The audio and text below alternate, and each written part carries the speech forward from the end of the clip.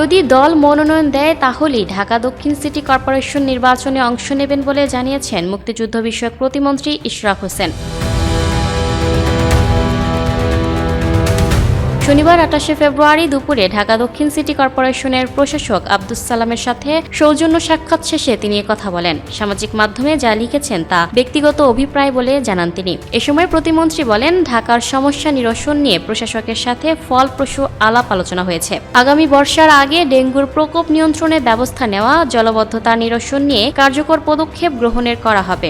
ঢাকা জেলা সংসদ সদস্য নির্বাচিত হয়েছেন প্রধানমন্ত্রী তারেক রহমান তাদের নির্দেশ দিয়েছেন দ্রুত সময়ের মধ্যে নাগরিক সেবা পৌঁছে দিতে। জাতীয় নির্বাচনের প্রসঙ্গে টেনে ইশরাক হোসেন অভিযোগ করেন, তার ঢাকা ৬ আসনে জামায়াতের প্রার্থী অস্বাভাবিক হারে ভোট পেয়েছে, যা কল্পনার বাইরে। ভোটার তালিকা তদন্ত করে দেখা উচিত এখানকার ভোটাররা কারা, কোথা থেকে এসেছে। তিনি আরও অভিযোগ করেন, ঢাকা ৪ এবং ৫-এ বিএনপির প্রার্থীদের পরিকল্পিতভাবে হারানোর ক্ষেত্রে ইন্টারিম সরকারের কেউ কেউ সহযোগিতা করেছে।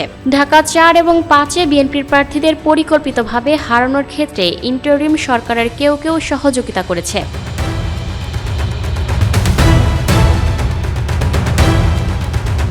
Lucky Akter, up to date news, Dhaka.